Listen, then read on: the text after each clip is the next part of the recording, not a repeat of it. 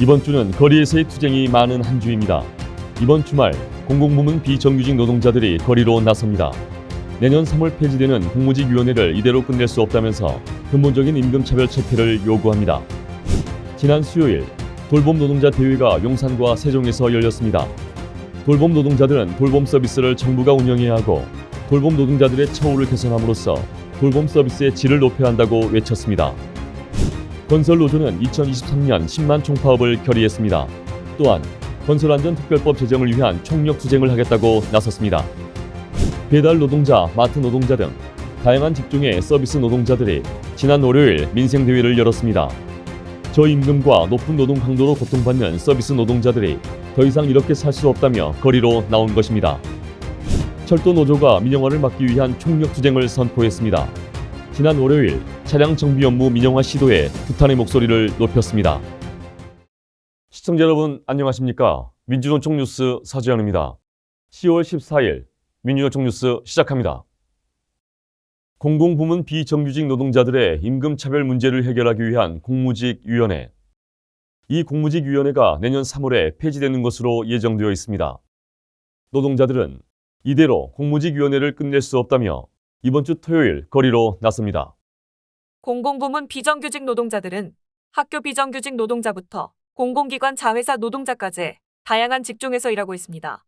이들의 임금이 내년 정부 예산안에 올라왔는데 임금 상승률이 2.2%에 불과했습니다. 물가 상승률이 5에서 6%인 것을 감안하면 실질적 임금 삭감으로 인해 생계 파탄의 위기에 처해 있는 것입니다. 한편 공공부문 비정규직 노동자 문제를 해결하기 위해 만든 정부기구인 공무직위원회가 내년 3월 폐지를 앞두고 있습니다. 민주노총은 공무직위원회 상설화를 지속적으로 요구하고 있습니다.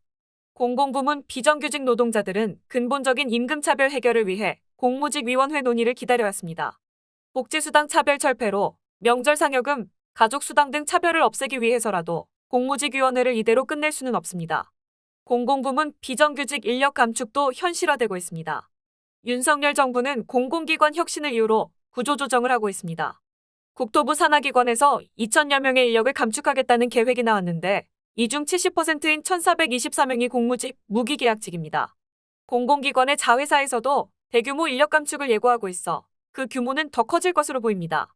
그래서 10월 15일에는 공공부문 비정규직 총파업 투쟁 선포대회가 열립니다.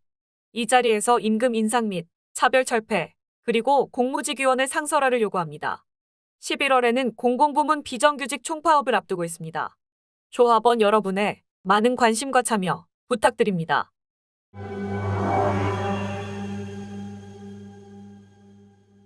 이제는 열암에서 무덤까지 국가가 돌봄을 책임져야 하는 시대입니다.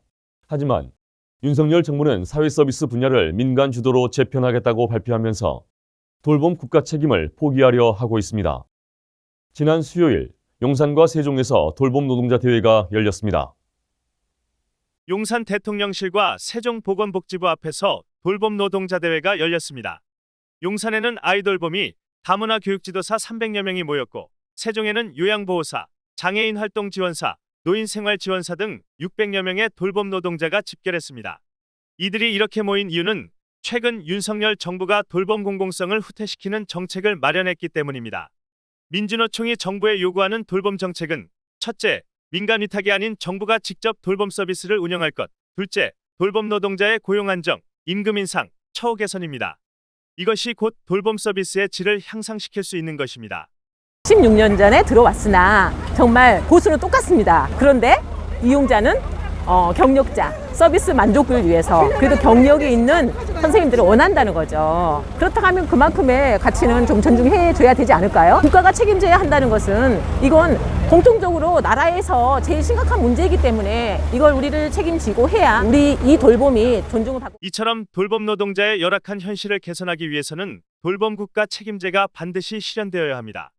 민주노총은 돌봄 노동자 대회 이후에도 돌봄 민영화를 막아내기 위한 투쟁을 지속할 것입니다. 건설 노동자들의 산재 사망 사고가 끊이지 않고 있습니다. 최근에도 건설 노동자 2명이 중대재해로 사망하거나 뇌사를 당하는 사고가 있었습니다. 이에 건설노조는 건설안전특별법 제정과 하반기 투쟁 승리를 위한 실천단을 꾸렸습니다. 지난달 원주와 하동에서 건설 노동자들이 각각 추락사고와 끼임사고로 인한 중대재해가 발생하고 있습니다. 산재를 당한 노동자 중 가장 많은 비율을 차지하는 것이 건설 노동자인데 정부는 아무런 대책이 없습니다. 건설노조는 이에 대해 건설안전특별법 제정을 요구하고 있습니다. 2020년 한익스프레스 물류창고 화재 참사 이후 건설안전특별법이 발의되었지만 국회에서는 제대로 된 논의가 이루어지지 않고 있습니다. 건설노조는 이번 국회 회기 내에 법이 제정될 수 있도록 투쟁할 계획입니다. 건설 노동개혁 입법으로 5가지 법제도 개선도 함께 요구합니다. 또한 2023년에는 건설노동자 10만 총파업을 준비하며 실천단을 꾸렸습니다. 이에 건설노조는 목요일 오후 여의도에서 건설노조 투쟁승리 결의대회를 진행했습니다. 요 기세로 2023년 총파업을 통해서 근본적인 우리 삶을 바꾸지 않고서는 전혀 우리 건설 노동자들은 매일 고용에 불안정한 상태에서 삶을 살 수밖에 없습니다. 건설노조는 11월 12일 총궐기에도 함께하며 11월 말까지 건설노조의 요구가 법제도화될 수 있도록 투쟁할 계획입니다. 교육, 돌봄, 유통, 택배, 플랫폼 노동자 등 우리의 일상 속에서 늘 만나볼 수 있는 서비스 노동자들. 이들은 월급 빼고 모든 게 다 올라 이대로 살 수 없다고 외치며 용산 대통령실 앞에 모였습니다. 자세한 내용 살펴보겠습니다. 우리 주변에서 볼 수 있는 다양한 직종의 서비스 노동자들은 저임금 생계 위기에 처해 있습니다. 서비스 노동자들의 월 평균 임금은 고정비 지출을 제외하고 월 230만 원으로 최저임금 192만 원에 비해 약간 높은 편입니다. 이들의 임금이 최저임금 기준에 영향을 많이 받고 있다는 대목입니다. 하지만 윤석열 정부는 각종 규제 완화로 기업만 유리하게 하고 있습니다. 또한 임금 인상 억제와 노동시간 규제 완화로 노동자들의 삶은 메말라가고 있습니다.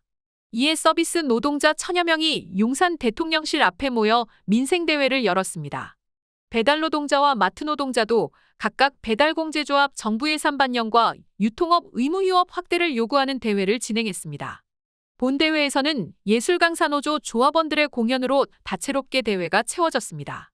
다들 아시다시피 저희 월급 빼고 다 올랐잖아요. 백화점에서 일하는 백화점 노동자 입장에서 의무휴업을 오히려 확대해야지 그거를 축소하고 없애는 거는 안 된다고 생각하거든요. 마트뿐만 아니라 백화점과 면세점 그리고 유통 노동자들도 다 함께 쉴 수 있게 제대로 된 의무휴업이 마련되기를 바랍니다. 서비스 노동자들은 11월 12일 10만 총궐기에도 함께하며 윤석열 정부의 반노동 정책에 맞서 투쟁해 나갈 계획입니다. 2013년 안녕들 하십니까? 데자보 다들 기억하시는지요? 철도 노동자들의 민영화 저지 투쟁에 전 국민적 연대가 있었습니다. 이제 또다시 국민적 연대가 필요한 시기입니다. 철도 노동자들이 민영화 저지를 위해 거리로 나서기 시작했습니다.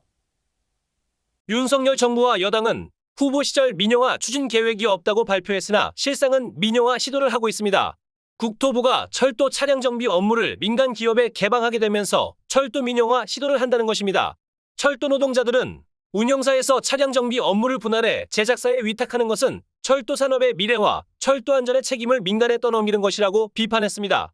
철도 노조에서 가장 먼저 민영화 대상으로 꼽힌 차량 정비 노동자들이 기자회견과 결의대회를 열었습니다. 지난 화요일 국토부 앞에서 열린 철도노조 차량 조합원 결의대회에는 700여 명이 모여 민영화에 대한 규탄의 목소리를 높였습니다. 철도의 차량의 부실화로 이어질 것이고 철도 안전에 심각한 위협을 할 것이라고 저희는 보고 있습니다. 철도 노동자의 저항에 직면할 것이고 국민인도 그 투쟁에 함께할 것이라고. 철도뿐만 아니라 의료, 사회 서비스 등 다방면에서 윤석열 정부의 민영화 시도가 예상되고 있는 상황입니다. 이에 민주노총은 윤석열 정부의 민영화 정책을 저지하는 투쟁을 이어갈 계획입니다. 학교 급식 노동자들은 급식으로 하루 한 끼로 아이들의 건강한 미래를 책임지고 있습니다. 그런 급식 노동자들이 폐암으로 죽어나가고 있습니다. 지금까지 패시티 검사를 받은 사람들 중 100명 중 1명이 폐암 의심으로 드러났습니다.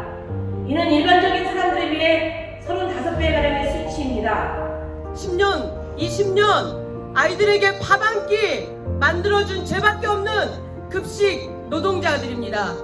학교 급식 노동자들이 더 이상은 이대로 살 수 없기 때문에 살 수 없다고 외치고 있습니다. 우리 급식실 노동자들은 아파도 쉬지 못합니다.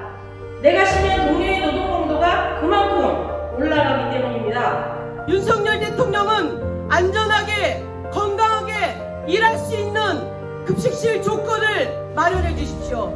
배치 기준표 하향하고 급식노동 강도를 내릴 수 있는 근무 조건을 만들어 주십시오. 사람을 살리는 밥을 짓다가 사람이 죽어나가는 현실, 이제는 바꿉시다.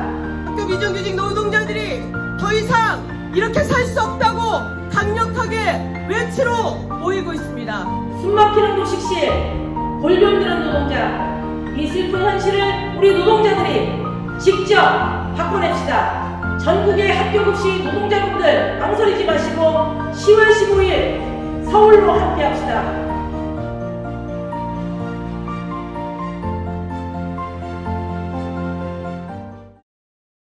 요 며칠 아침 저녁으로 기온이 뚝 떨어져 많이 추웠습니다. 이럴 때면 따뜻한 차 한 잔이 생각나실 텐데요. 이번 주부터 11월 12일 전국 노동자 대회까지 민주노총 미조직 전략 조직실에서 운영하는 커피차가 16일 충북에서 출발해 전국 방방곡곡의 노동자들을 만나러 갑니다. 많은 관심 부탁드리며 추운 날씨 따뜻한 차 한 잔 함께 하시길 바랍니다. 11월 12일 총궐기를 앞두고 산별 노동자들의 투쟁이 본격화되고 있는 가운데 우리는 노동계약 저지와 노조법 2, 3조 개정 그리고 민영화 중단을 위해 11월 12일 총궐기로 나아갈 것입니다. 10월 14일 민주노총 뉴스 마치겠습니다. 시청해주신 여러분 고맙습니다.